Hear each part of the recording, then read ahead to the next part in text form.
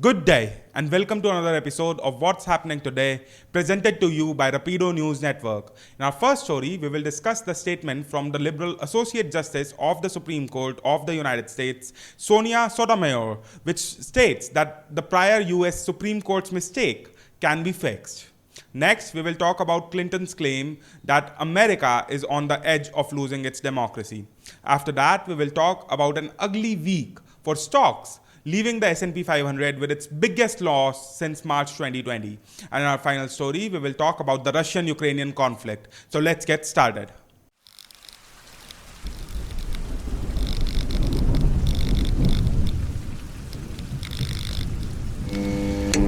In our first story, Liberal Associate Justice of the SCOTUS, Sonia Sotomayor, said on Thursday that US Supreme Court's mistake in high-profile case can be corrected over time, as she adopted a positive tone ahead of a decision in which its conservative majority is expected to curtail abortion rights.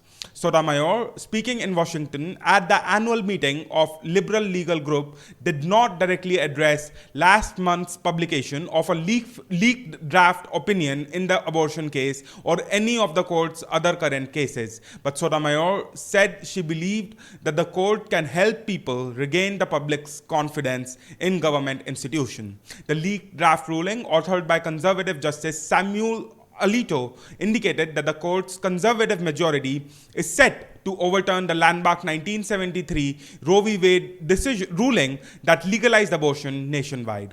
The court currently has a 6-3 conservative majority, which Sotomayor is one of the three liberal justices. Institutions are made up by humans. Because we are human, by necessity, we make mistakes. It is the nature of human enterprise, Sotomayor said at the American Constitution Society meeting. Now, in our next story, Bill and Hillary Clinton both suggested that American democracy is teetering on the edge of existence. The pair said that the government, as we know it, is at risk after the third January 6th committee hearing, and the new poll suggesting that the majority of both Democrats and Republican supporters believe that America will cease to exist as a democracy.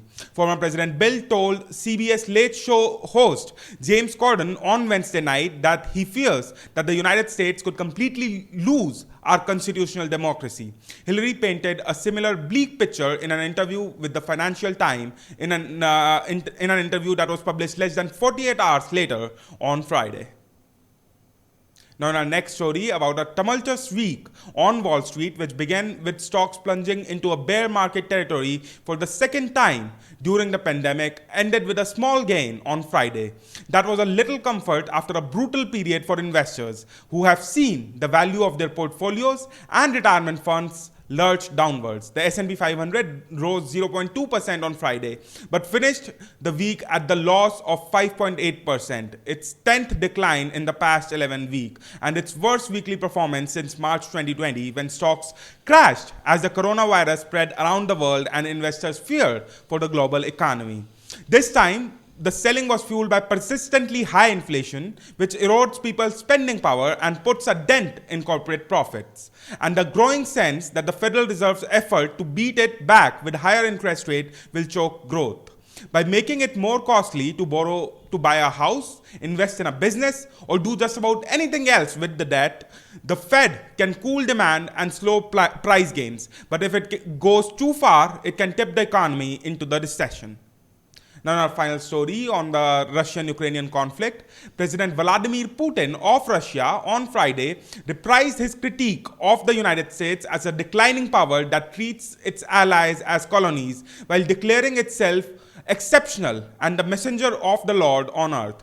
If they are exceptional, then that means that everyone else is second class, Mr. Putin said of the United States in an address that the Kremlin had billed as extremely important at the St. Petersburg International Economic Forum, an annual business conference once known as Russia's Davos.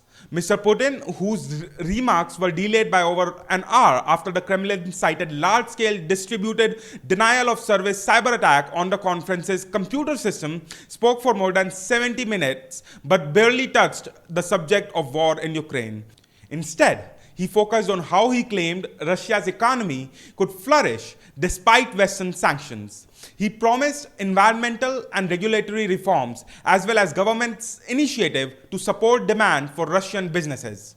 Russia is entering the approaching epoch as a powerful sovereign country, Mr. Putin said. We will certainly use the new colossal opportunity that this era is opening in front of us and will become even stronger.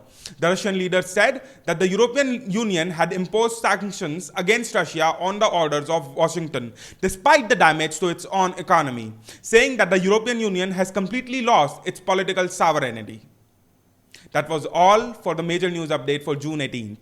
Stay tuned for our next update on the ongoing world affairs. We hope that you find this video useful. If you like this video, hit that like button. And for a continued update on what's happening around the world, consider subscribing.